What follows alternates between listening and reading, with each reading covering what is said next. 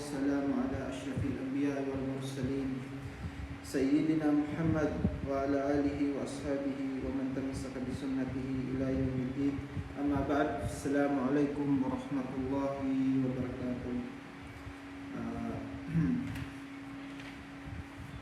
Mga kapatid sa pananampalatayang Islam, mga mahal kong tagapakinig, pasalamatan natin ang Allah subhanahu wa ta'ala na umabot na tayo sa 1/3 ng Ramadan at ngayon nasa pang 11th day na tayo sa buwan ng Ramadan. So ganun pa man, kahit itong topic natin ngayon ay medyo late na, ay kailangan pa rin natin itong ibigay o pamahagi upang malaman natin, malaman natin ang kalagahan nito at maging gabay natin ito sa pag-aayuno sa mga natitirang araw ng buwan ng Ramadan. So mga kapatid sa pananampalatayang Islam, nabasa natin ngayon sa ating title ng video kung mga bagay na nakakasira sa pag-aayuno ng isang taong nag-aayuno. So kailangan itong mga bagay na ito, itong mga nakakasira sa pag-aayuno ng tao, ay kailangan nating malaman. Kailangan nating malaman upang makaiwas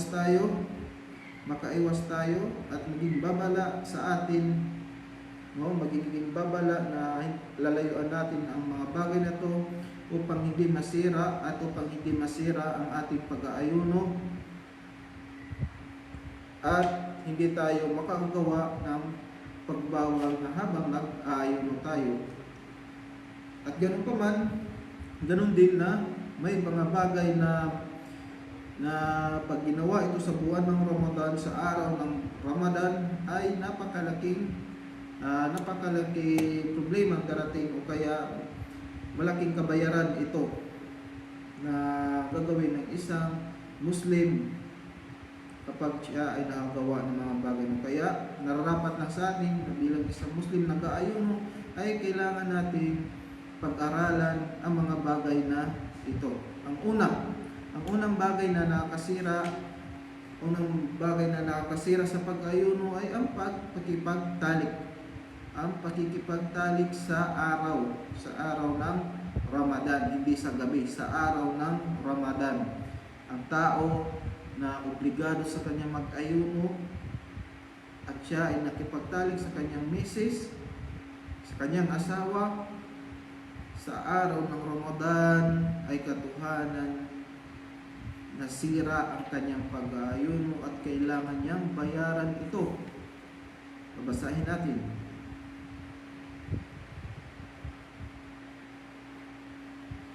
Kailangan niya pag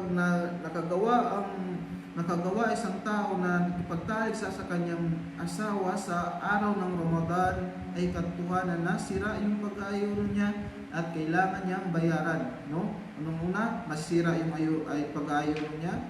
Pangalawa, kailangan niya ang pagbayaran ng araw na ito.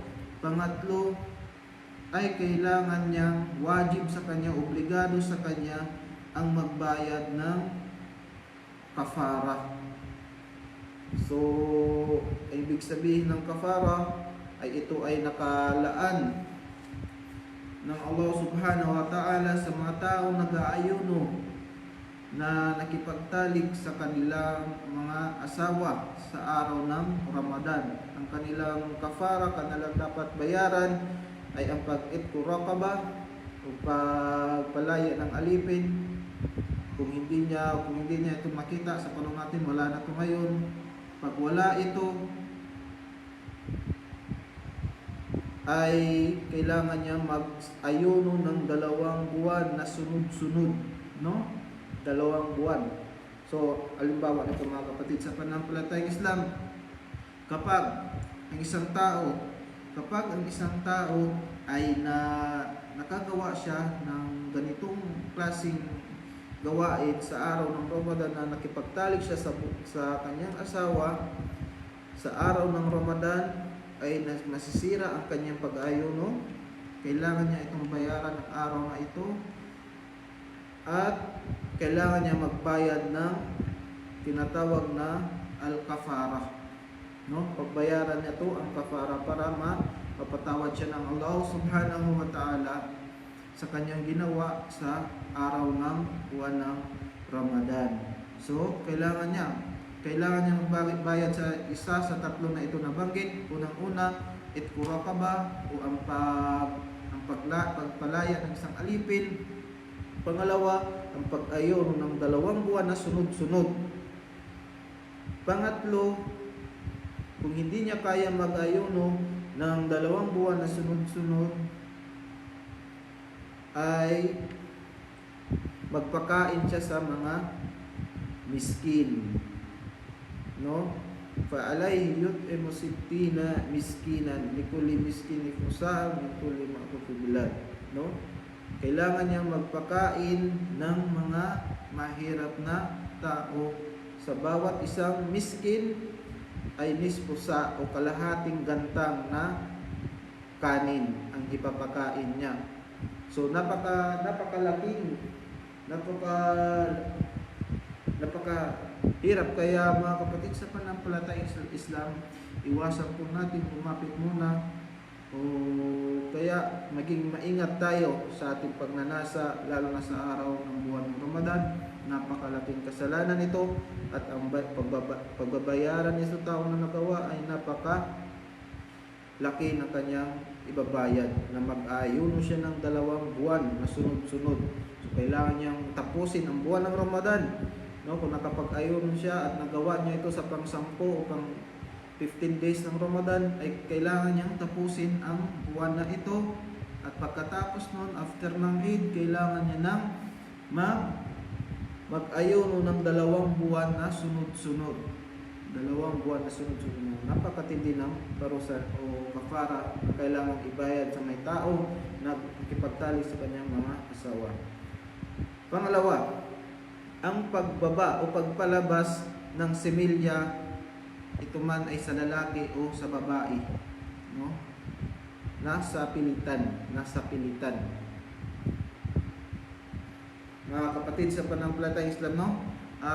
Ang pangalawang bagay na nakakasira sa pag-ayuno ay ang pagpalabas ng semilya ng lalaki o kaya ng babae ng sapilitan. Merong magsasabi, ano po ang hukom sa tao na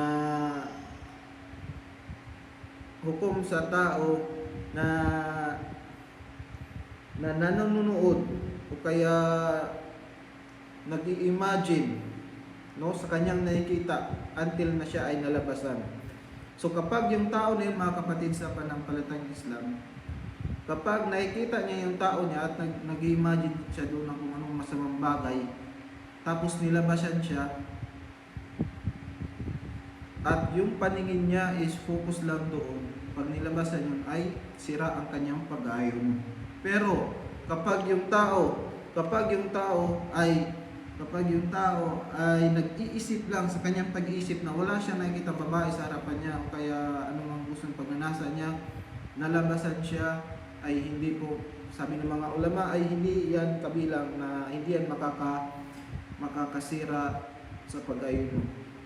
No, kaya umiwas tayo sa mga muharramat, sa mga bagay na nakakafitna, lalo na sa atin ngayon sa social media, sa panahon natin ngayon na maraming mga lumalabas na mga bagay na hindi kaya-aya, na lumalabas ang kanilang mga aura, no, na mga babae walang kasuotan. Kaya mga kapatid sa pananampalatayang Islam, ingatan natin.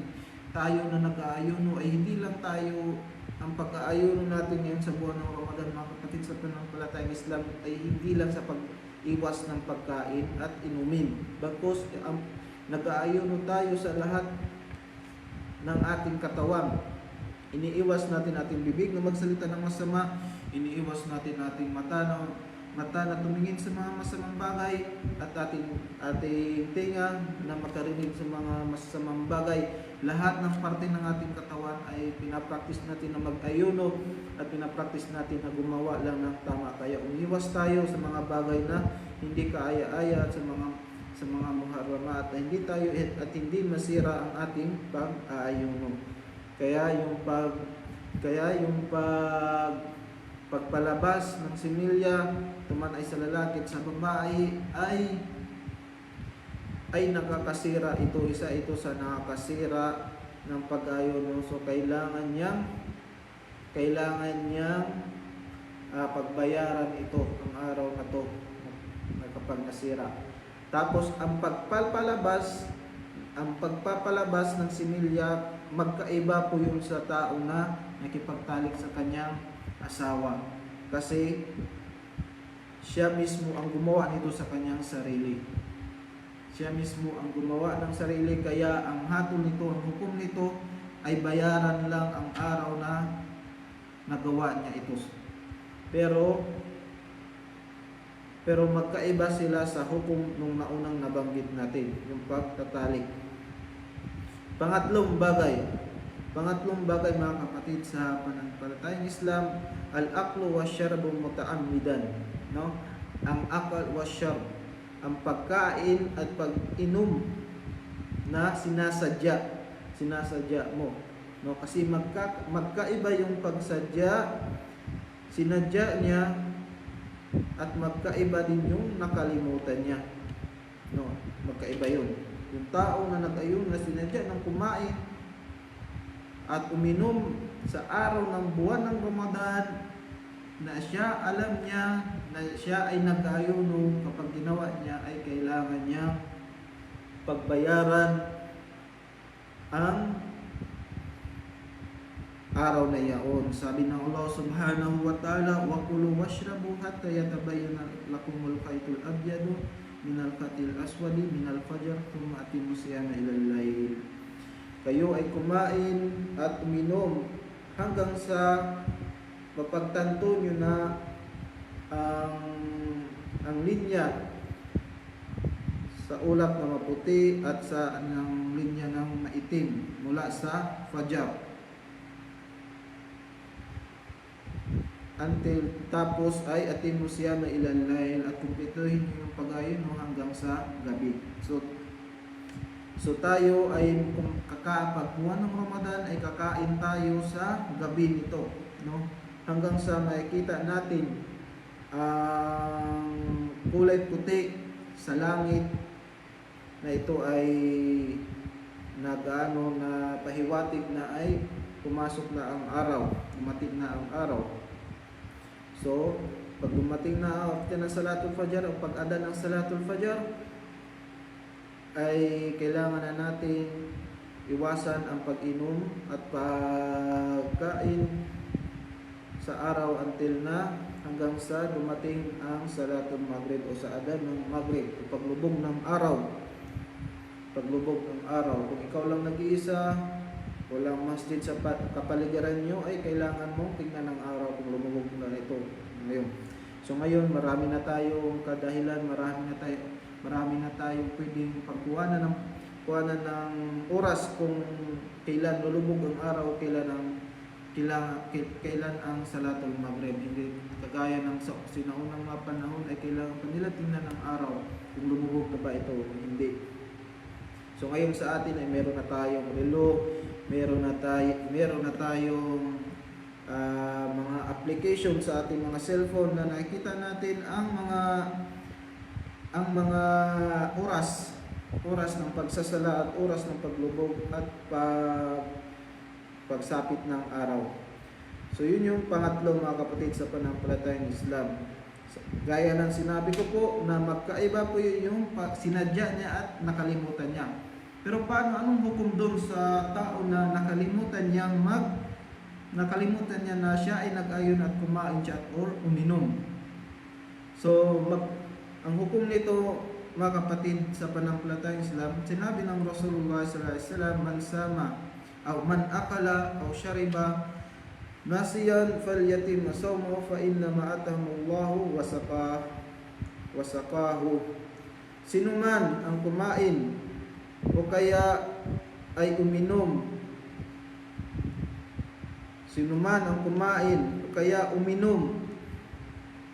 na siya ay nakalimot, falyutim sawmahu, no? Kanyang kumpletihin ang kanyang pag-aayuno.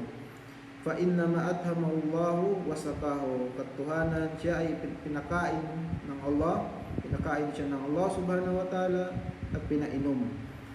So kung sino man sa atin mga kapatid sa pananampalatayang Islam sa araw ng Ramadan ay uminom, nakainom siya o kaya nakakain na nalimutan niya na siya ay nag-aayuno, ay kanyang kukumplituhin o ipagpatuloy ang kanyang pag-aayuno. Kasi nakalimutan niya at ito ay mula kay Allah subhanahu wa ta'ala na pinakain siya ng Allah subhanahu wa ta'ala o pinainom at pinainom siya.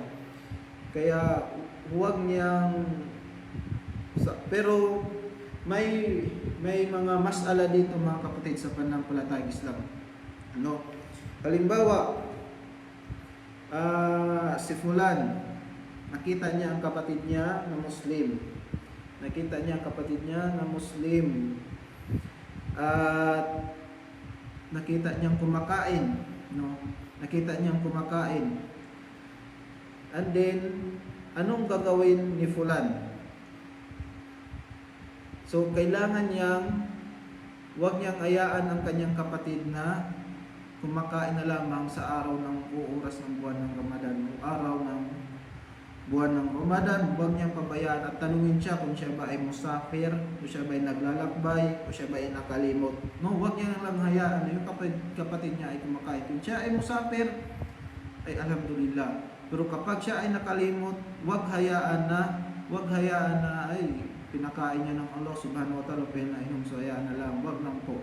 Kailangan babalaan pa rin natin sila na sila ay nag-aayuno at sila ay nasa buwan ng Ramadan na kailangan nilang mag-ayuno at umiwas sa pagkain at pag-inom.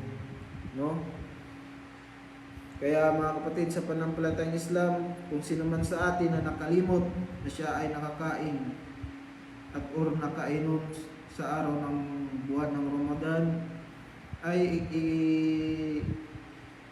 kukumplituhin o ipagpatuloy lamang niya ang kanyang pag-aayon. So yun yung pangatlong mga bagay na nakakasira sa pag-aayon ng ating mga kapatid sa pananampalatayang Islam.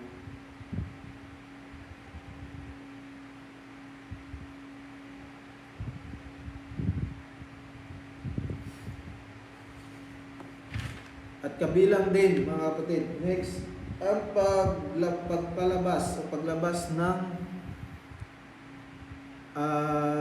dugo mula sa ating katawan. Kapag ito ay marami, kapag marami. Pero kapag kunti lang labas, halimbawa yung kukunan ka lang ng kapiranggot na dugo, ay hindi po yung nakakasira sa pag-ayuno. Pero kapag kinunan ka ng maraming dugo, kaya nagdonate ka ng dugo sa araw ng buwan ng Ramadan, ay nakakasira ito sa pag-ayuno. Pero kapag kunti lamang, ay hindi po ito nakakasira sa pag-ayuno natin.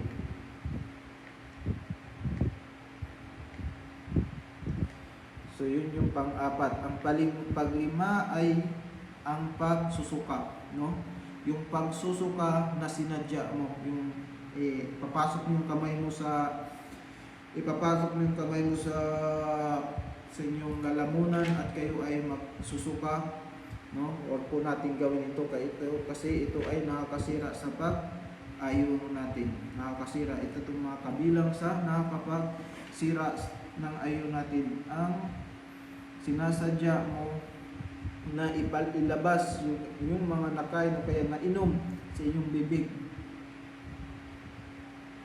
nakakasira po ito sa pag-ayuno natin. Pero kapag hindi naman sinadya, nasuka lamang tayo na hindi natin sinasadya, ay walang problema ito. Ang problema lamang, ang nakakasira lamang is yung sinadya natin na ilabas ang ating nainom o kaya naikain.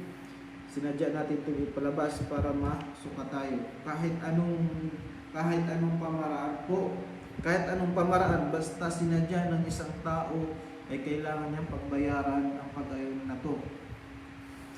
So, merong mas alam mga kapatid sa pananampalatayang Islam. No? Kapag yung tao ay na-break niya ang kanyang fast na hindi pa sumapit ang Maghrib, no? Hindi pa natapos ang oras o hindi pa sumapit ang gabi. Kapag na-break niya ang fast, huwag siyang kakain ng kakain. Hindi porket na nakakain ka na sira na yung pag-ayon mo, ay kakain ka na ng kakain kasi break na. Hindi po, malaki pong kasalanan yung kailangan pa rin nating iwasan ang ganon. No, kasi ang araw sa buwan ng Ramadan ay ito ay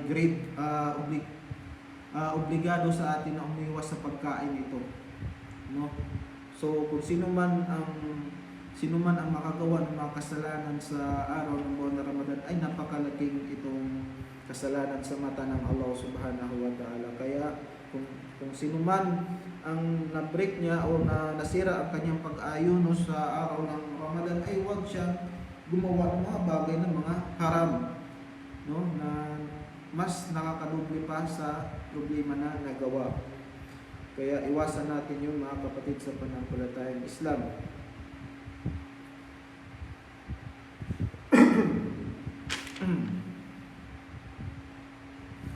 So yun yung mga bagay na nakakasira sa pag-ayon ng mga kapatid sa pananampalatayang Islam.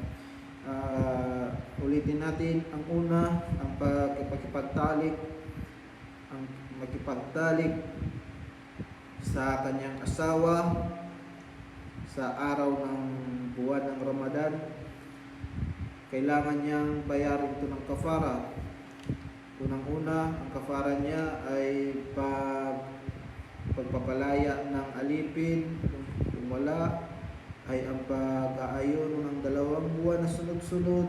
Kung hindi niya kaya, ay magpakain sa taong mga mahirap. Bawat isang tao ay kailangan niyang magpakain ng kalahating gantang na pagkain sa mahirap. Yun yung kapag nagawa niya makipagtalik sa araw ng buwan ng Ramadan. Pero pag sa gabi nagawa ay wala tong problema. Yun ay pinahintulot ng Allah Subhanahu wa Ta'ala. Yun ay pinahintulot ng Allah Subhanahu wa Ta'ala. Ang pangalawa natin nabanggit ay ang pagpalabas ng similya. No? Ito man ay sa lalaki o sa babae. No? Kung akala nyo lang ay sa lalaki, hindi po. Meron din yung sa babae pero sila yung gumagawa. Sabi ng mga ulama, kapag merong lumabas sa kanila na kanilang sarili niyang gawa ng babae, ay makakasira ito sa pag-aayon. No, makakasira ito sa pag-aayon. Kaya iwasan po natin mga kapatid na ingatan natin ang ating pag-aayon sa araw ng buwan ng Ramadan at hindi tayo magbilang o hindi natin masira ito. At pangalawa, nabanggit din natin mga kapatid na ang pagpapalabas ng mani ay may 2 uri. No? Kapag yung tao ay palagian, nakatingin siya sa fitna o sa haram o sa magandang bagay o sa siya tumitingin na nakakadahilan upang lumabas ang kanyang similya, no? Na kahit wala siyang ginagawa, pero yung mata niya ay nakafocus doon sa tao na yun, tapos may lumabas sa kanya, ay sabi ng mga ulama ay ito ay kahilay tulad ng sariling pagpapalabas. Kasi tinagalan niya ang pagtitig sa haram na bagay, no? Tinagalan niya ang pagtitig, kaya linabasan siya ng kanyang similya, at ito ay katulad ng tao na pinalabas niya ang kanyang similya na sa pilitan. Pero magkaiba siya doon sa isang tao na nag-aayuno na nag-iisip lamang, wala siyang nakikita kung ano, iniisip lamang sa kanyang utak, iniisip lamang hanggang siya ay nalabasan. At hindi, sabi ng mga ulama, mga kapatid sa pananampalatayang Islam, hindi yun kabilang sa makakasira ng pag-ayon ng tao. Ang pangatlo, ang pagkain at pag-inom ng ang pagkain at pag-inom na sinasadya, no? Sinasadya. Ito ang kabilang sa nakakasira ng pag-ayon. At yung tao na uminom o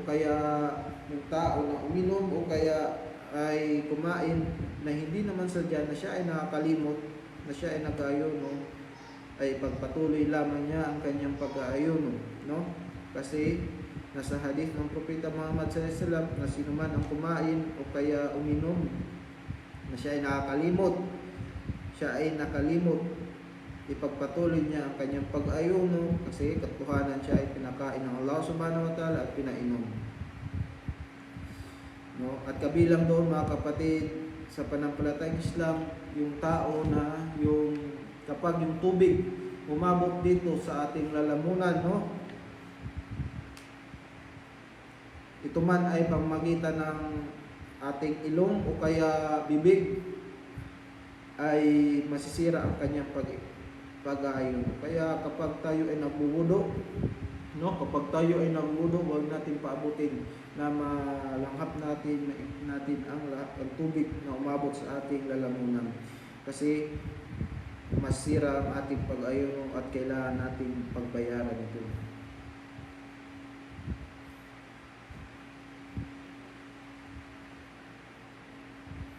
So, meron din katanungan, mga kapatid sa pananampalatayang Islam. Yung mga nagprepare ng pagkain sa kanilang pag-itor, kaya sa kanilang pagkain sa gabi. No, anong hukom doon? Yung kanilang tinitikman, yung kanilang niluluto. Baka sobrang alat na, baka matabang, o kaya yung lasa hindi maganda. So, anong hukom doon? So, kailangan sa mga sister o kaya sa mga brothers na nagluluto, no, kanilang gagawin is tikman, no? Tikman, ilagay yung sabaw o ano ba, tikman nila dito sa dila nila, at pag natikman na nila, huwag nilang ilulunog. Ganun. Kailangan niya itapon o iluluwa yung bagay na yun, yung pagkain na yun. So, kung tikim lang, no, pinapahintulutan sila, sabi ng mga ulama, ay pinapahintulutan sila na tumikim lang pero wag nilang ilunog.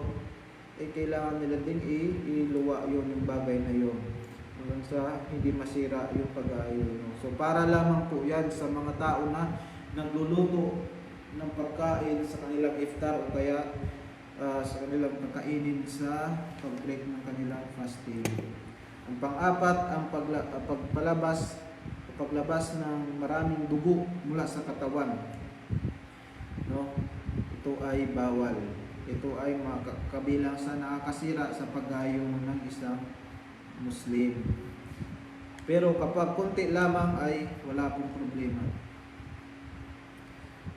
Hindi po yan nakaka-epekto sa pag-aayon natin kung konti lamang. Anong halimbawa nito? Katulad ng sugat, kunting sugat, no? Kapag naghiwa ka, nasugatan ka, wala pong problema yan.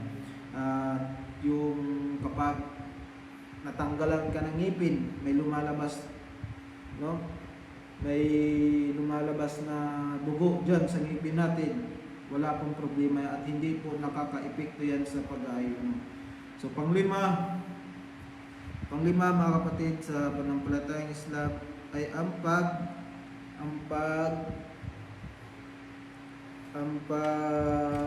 pagsusuka na sadya, no? Sinadya mong sumuka kung anong pamamaraan niyan. Pumunta ka sa mababang lugar, sinadya mo na pumunta doon upang masuka, o kaya yung kamay mo, sinubok mo para masuka ka, ay kailangan niyang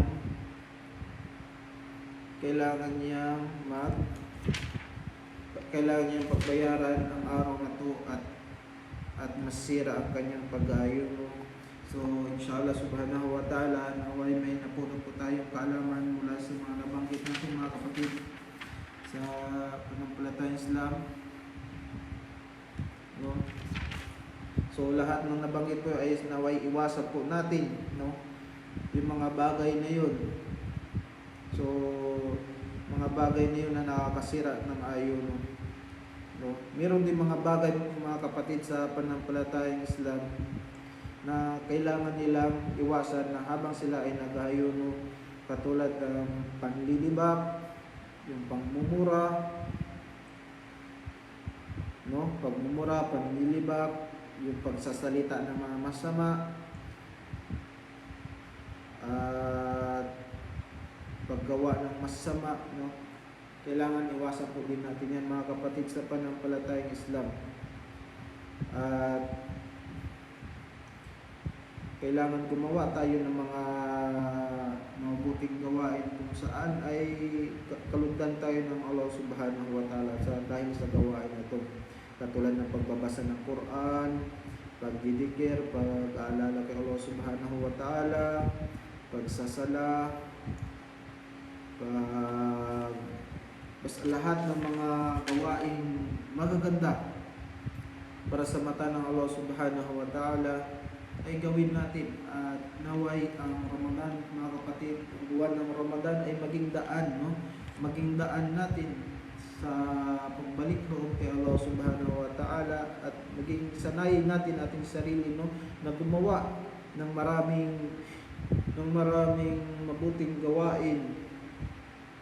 At ito ay magiging practice, no, pagsanay sa ating katawan na gumawa ng maraming gawain. Kasi ang Ramadan mga kapatid sa pananampalatayang Islam ay parang hinuhubog ang katawan ng isang Muslim na gumawa ng maraming gawain. So kung kaya mong gawin sa buwan ng Ramadan, bakit hindi mo kayang gawin sa ibang buwan, no? Kung anong ginagawa mo sa buwan ng Ramadan ay kaya, yun yung dalil, yun yung patnubay na kaya mo pala siyang gawin sa iba ding buwan, no? Hindi lang natin ito ginagawa dahil buwan na ito ay buwan ng Ramadan, no? Hindi lang tayo nagsasala ng jamaa, kung nagsasala ng nagtatahajud dahil sa buwan lang ng Ramadan. Bakos ginagawa natin ito kasi ito ay pagsasanay, at kailangan din natin ito sa ating pangsarili. Kasi sa kabilang buhay mga kapatid sa pananampalatayang Islam, wala tayong kapanig, no? Wala tayong kakampi maliban sa ating mabuting gawa. Kaya dito pa lamang, kaya paramihin natin ang ating pagsasagawa ng mabuting gawain sa buwan na ito. Paramihin natin kasi napakalaki at napakaraming biyaya na ibibigay sa atin ng Allah subhanahu wa ta'ala sa kapalit ng hirap ng ating tinatalasa ngayon sa buwan ng Ramadan. At hanggang dito na lamang mga kapatid sa pananampalatayang Islam. Naway may napulot tayong aral mula sa sunnah at hadith, Quran at sunnah ng Allah at Propeta Muhammad sallallahu alaihi wasallam. Kung may nasabi man akong mali, no, ito ay mula sa ating sarili, sa kakulangan at sa syaitan. At kung may nasabi man akong tama, ay ito ay mula sa tawfiq mula sa Allah subhanahu wa ta'ala. Hanggang dito na lamang. Assalamualaikum warahmatullahi wabarakatuh.